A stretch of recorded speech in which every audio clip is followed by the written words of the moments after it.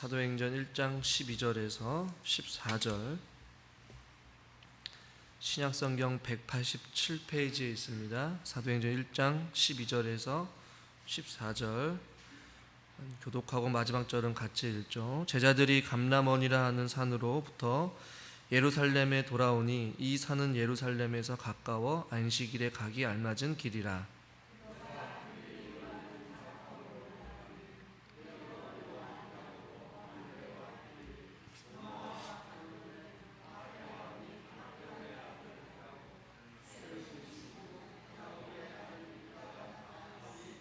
같이 읽죠. 여자들과 예수의 어머니 마리아와 예수의 아우들과 더불어 마음을 같이하여 오로지 기도에 힘쓰더라. 아멘. 예수님께서 드디어 승천을 하시고 그 예수 그리스도를 본 제자들은 이제 오늘 본문에 보니까 감람원이라 하는 산으로부터 예루살렘에 돌아왔다라고 말씀하고 있고, 이 산은 안식일에 가까워 가기 알맞은 길이라 라고 이야기하면서 그들의 이제 이동 경로를 우리에게 말씀해 주고 있어요.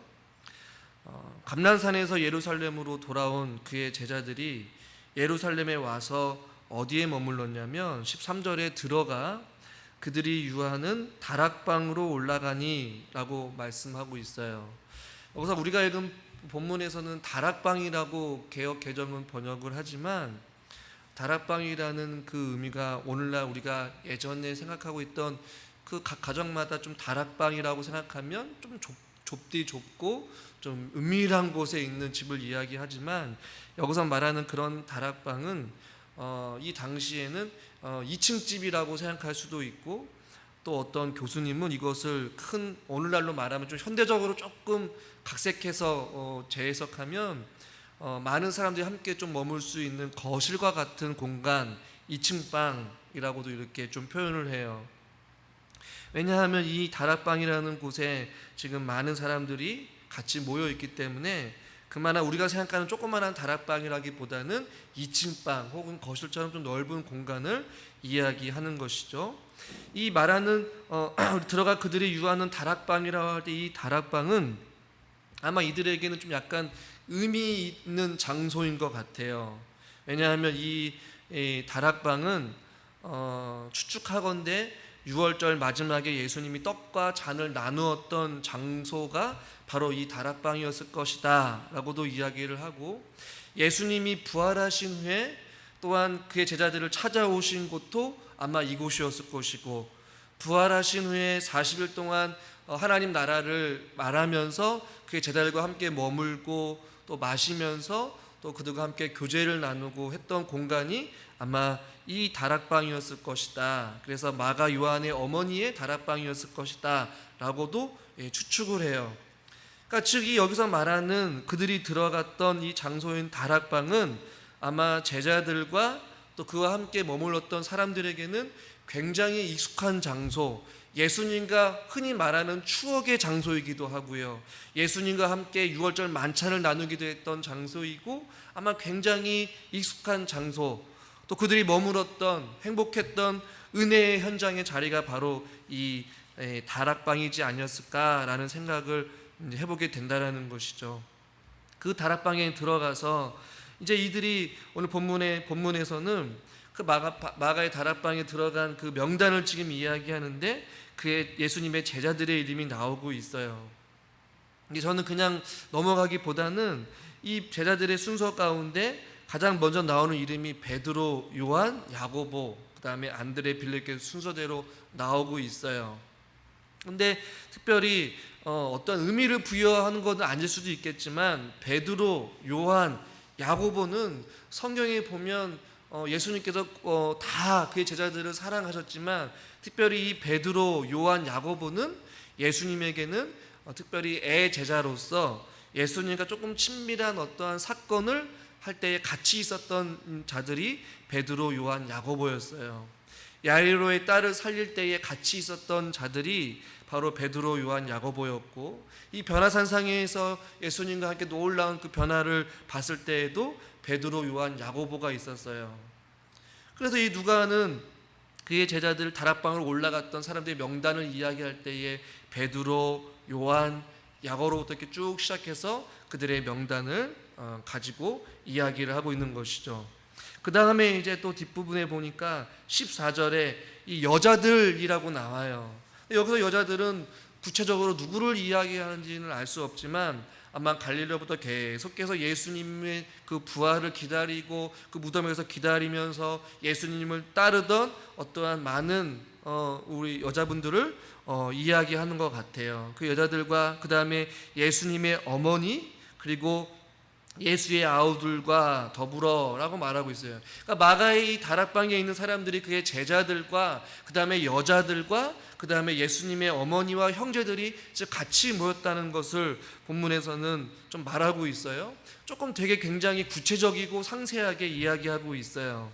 그러면서 다음 주에 살펴보겠지만 15절에 모인 무리의 수가 약 120명이나 된다.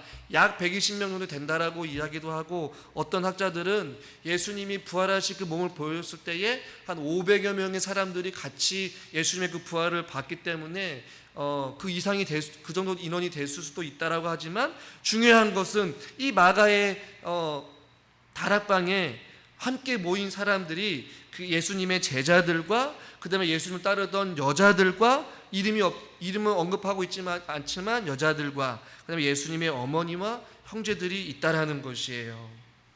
여기서 말하는 이 예수님을 따르던 이 여자들은 누군지는 모르지만 성경에는 구체적으로 기록되어 있지는 않지만 이 부활의 증인의 이 현장 가운데에 함께 따르던 많은 여자분들이 있었다라는 것이고 또한 또 우리가 조금 더 눈여겨봐야 될 것은 예수의 어머니와 예수의 아우들이 함께 있었다라는 것이에요. 이것을 통해서 어떤 학자들은 그의 어머니와 형제들이 예수님이 참된 메시아이고 참된 구원자임을 같이 살았을 때는 몰랐지만 예수님의 그 부활을 보고 예수님의 부활을 믿게 되자 믿음의 자리로 오게 되었다라고 이렇게 해석을 하기도 해요. 그러니까 예수님을 통하여서 그 부활하신 예수님을 만남으로 말미암아 예수님의 형제들 즉 가족 구성원들이 어떻게 되었다라는 것이에요? 구원받고 은혜의 현장 부활의 산 증인으로서 살아갈 수 있는 그 자리 이 마가의 다락방에 같이 모였다라는 것은 굉장히 우리에게 시사해야 하는 바가 크다라는 것이에요. 예수 그리스도의 그 부활을 진정으로 경험하게 되면 예수 그리스도를 온전히 믿지 못하였고 함께 동락했던 그의 가족들도 부활하신 예수 그리스도를 만남으로 말미암아 그들이 삶이 변화되어지고 믿음의 자리로 또 회복의 자리로 돌아오게 되는 놀라운 구원의 역사를 경험하게 된다라는 것이에요. 그러면서 이 부활하신 그 제자들과 함께 또 여자들과 또 어머니와 또 그의 아우들이 무엇을 했냐 14절에 이렇게 말씀하고 있어요. 우리 14절 말씀을 다시 한번 읽어보겠습니다. 여자들과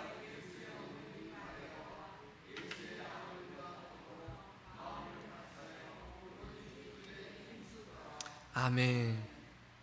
이들이 부활하신 그 예수님, 승천하신 예수님을 두고 이제는 어떻게 보면 마음이 허전한 마음이 있었을지도 모르겠어요. 이제는 예수님을 이제 볼 수 없겠구나 라는 마음에 어떠한 또 불안함이 있을 수도 있었겠어요. 그러나 이들이 같이 다락방에 와서 가장 먼저 한 것은 무엇이냐면 바로 기도라는 것이에요. 오로지 기도에 힘쓰더라 라고 말씀하고 있는 것이에요. 근데 여기에 무엇을 위해서 기도했다라는 어떤 기도의 내용이 나와 있지는 않아요. 그러나 저와 여러분들이 생각해 볼 수는 있어요. 여러분들한테 한번 질문을 던져보겠습니다. 이에 많은 사람들이 다락방에 모여서 무엇을 위해서 기도에 힘썼을까요? 아마 증인으로서 살아가기 위해서 주님의 능력을 구하면서 간절히 기도하지 않았을까라는 생각을 해보게 돼요. 그리스도인답게 비록 예수 그리스도께서는 승천하셨지만 우리에게 약속하신 그 무엇인가 위로부터 내려오는 그 능력을 받기 위하여서 부활의 능력, 성령의 충만한 은혜를 구하기 위하여서 그리스도인답게 이 세상을 살아갈 어떤 힘과 능력과 지혜를 구하면서 이들이 아마 간절히 기도하지 않았을까라는 생각을 해보게 됩니다. 이후에 이제는 나중에 이제 사도행전 2장에 가게 되면 놀라운 어떠한 성령의 역사를 경험하게 되는데, 이들이 이 기도 시간을 통하여서 이들이 성령으로 충만해지고 그들이 주의 능력과 지혜를 가지고 이제는 뿔뿔이 흩어져서 그리스도의 증인으로서 살아가는데 가장 중요한 원동력이 되는 것, 그들이 목숨을 아낌없이 바치면서까지 그리스도의 복음을 전할 수 있는 그들의 어떤 삶의 원동력, 그것은 바로 이 기도로부터 시작된다라는 것을 우리는 성경을 통해서 발견하게 된다라는 것이에요. 여러분, 우리 예수님께서도 십자가의 길을 걸어가기 위하여서, 그 십자가의 모진 고통을 감당하시기 위하여서 예수님께서 하셨던 것이 바로 겟셋마네 기도라는 사실을 저와 여러분들이 너무나도 잘 알고 있잖아요. 저와 여러분들 이 세상에 살아가면서 그리스도인답게 살아가기 위해서, 혹은 부활의 증인으로서 살아가기 위하여서, 혹은 오늘날과 같이 코로나19로 인하여서 우리의 신앙이 흔들리고 예배가 멈춰버리는 이 어려운 이 상황 가운데에 모이기도 힘들고 믿음 생활하는 것도 힘들고 하나님 앞에 나와서 함께 예배드리는 것들이 어려운 이 상황 가운데 우리들이 이 어려운 시기를 감당할 수 있고 이겨낼 수 있고 흔들리지 아니하고 우리가 승리할 수 있는 삶의 비결은 다른 것에 있는 것이 아니라 바로 기도인 줄을 믿으시길 바랍니다. 온갖 세상의 어떠한 달콤한 유혹과 사단의 끊임없는 공격이 난무하는 이 세상 가운데에 그리스도인답게 혹은 하나님의 자녀답게 살아가는 것이 결코 쉬운 일이 아님을 우리는 너무나도 잘 알고 있어요. 서울에 있는 제 아는 제자가 교회는 있지만 서울은 지금 비대면 예배로 완전히 바뀌게 되어서 영상 예배만 드릴 수 있다라고 이야기를 하더라고요. 가면 갈수록 중소교회의 많은 목회자들이 어려움을 겪고 있고, 재정적인 어려움, 어떤 환경적인 어려움, 아무것도 할 수 없는 가운데에 무기력에 빠진 분들도 많이 계시고 어려움 가운데 있는 성도들도 많이 보게 돼요. 그럴 때일수록 우리들이 해야 될 것은 끊임없이 주님 앞에 나와 주님, 우리가 기도 없이는 살아갈 수가 없고 주님의 은혜가 아니고선 살아갈 수 없다라는 것을 우리가 고백하며 우리들이 기도하는 일을 멈추지 않을 수 있기를 주님의 이름으로 간절히 축원합니다.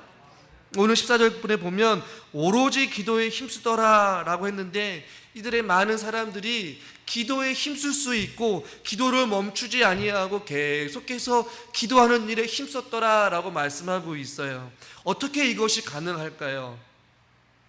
단순히 그냥 부활하신 그 예수 그리스도를 만났기 때문에 이들이 확 뒤집어져 바뀐 것이 아니라, 이들이 이렇게 지속적으로 힘써서 오로지 기도에만 전념할 수 있고 기도에 매달릴 수 있고 기도에 힘쓸 수 있었던 그 비결은 그들이 어떠한 탁월한 결단을 가지고 각오를 했기 때문에 그것이 가능한 것이 아니라 이들이 붙잡았던 것이 있었기 때문에 그래요. 그것은 무엇이냐면 바로 오늘 본문은 아니지만 예수님께서 말씀하신 것, 즉 사도행전 1장 4절 말씀을 다시 한번 읽어보도록 하겠습니다. 사도행전 1장 4절 같이 한번 읽어보겠습니다. 사도와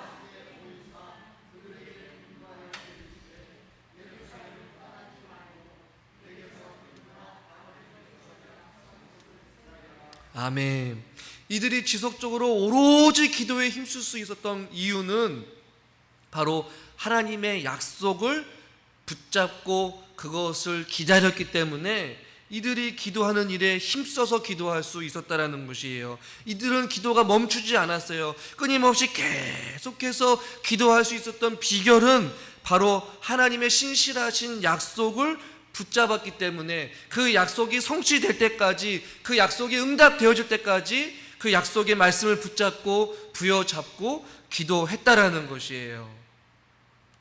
막연히 그냥 그의 제자들이, 여인들이, 예수님의 가족들이 기도한 것이 아니라 그 예수님의 약속이 이루어질 때까지, 부활의 능력으로 오신 그 예수님께서 그들에게 약속하신 그 말씀을 성취될 때까지 그들은 멈추지 아니하고 기도했다라는 것이에요. 오늘날 저와 여러분들이 기도할 때에 지속적으로 끊임없이 멈추지 아니하고 항상 깨어 있어서 기도할 수 있는 그 방법은, 그 원동력은 바로 저와 여러분들이 신실하신 하나님의 약속을 붙잡을 때에 그것이 가능하다는 사실을 여러분 믿으시길 바랍니다. 여러분, 기도 생활을 멈춰서는 안 돼요. 휴학도 없고 방학도 없어요. 멈추는 것은 우리 삶에 많은 어려움을 초래할 수 있습니다. 사랑하는 우리 성도 여러분, 항상 깨어 있어서 쉬지 말고 오직 기도에 전념할 수 있기를 주님의 이름으로 간절히 축원합니다. 요즘 보니까 새벽에도 많은 분들이 좀 나오셨다가 안 나오신 분도 조금 계시고, 또 예배 분위기를 보니까 많이 피곤하고 지쳐 있어서 지금도 많이 눈을 감고 계신 분이 많이 계셔요. 더울수록 우리가 몸과 마음이 지치겠지만 그럼에도 불구하고 우리의 기도 생활이 멈추지 않고 계속해서 하나님을 향하여서 우리의 마음이 향할 수 있기를 바랍니다. 오늘 14절 말씀을 다시 한번 읽어볼게요. 여자들과 예수의 어머니 마리아와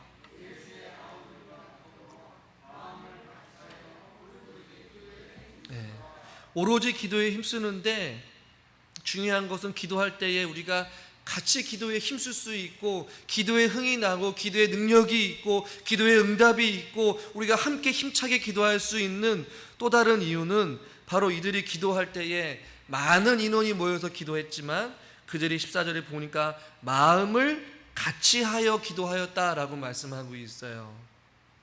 예수님은 비록 떠났지만 그들이 어떠한 같이 모일 수 있는 원동력이 되었고 구심점이 되었던 예수님은 떠났지만 그들 안에 예수 그리스도의 이름으로 하나 되어서 그들이 마음을 같이 하여서 남녀 구분 없이 한 다락방에서 같이 기도하고 같이 대화하고 같이 먹고 교제하면서 영적으로 하나됨을 깊이 느꼈다라는 것은 놀라운 하나님의 은혜로 되었다라는 것이에요.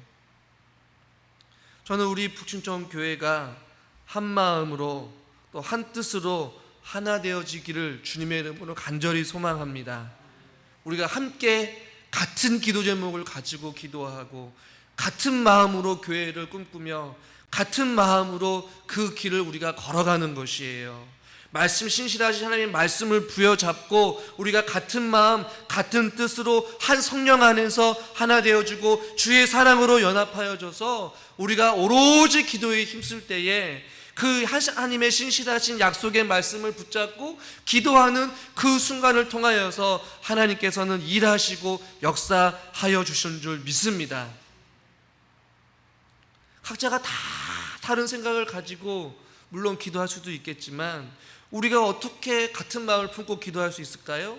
하나님의 말씀을 부여잡고 그 말씀을 가지고 우리가 같이 기도할 때에 성령으로 같은 마음으로 우리가 기도할 수 있다는 것이에요.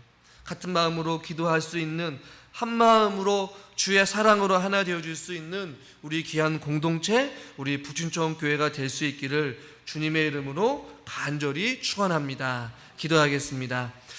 하나님 아버지, 무더운 날씨 속에서도 우리들이 주님 전에 나와서 하나님을 찬양하며 하나님을 예배합니다. 많이 지치고 많이 힘들고 많이 어렵지만 우리가 결코 멈춰서는 안 되는 것은 바로 기도의 삶인 줄 믿습니다. 많은 사람들이 한 공간에 모여서 그들이 한 마음으로 하나 되어지고 오로지 기도에 힘썼더라라고 성경은 말씀하고 있습니다. 그것이 가능했던 이유는 바로 신실하신 하나님의 약속의 말씀을 붙잡고 기도할 때에 놀라운 하나님의 역사가 일어나게 된 줄 믿습니다. 살아계신 하나님 아버지, 우리 북춘천 교회가 기도의 불씨가 다시 한번 활활 타오르게 하여 주시옵소서. 주의 성령으로 하나 되어지기를 원합니다.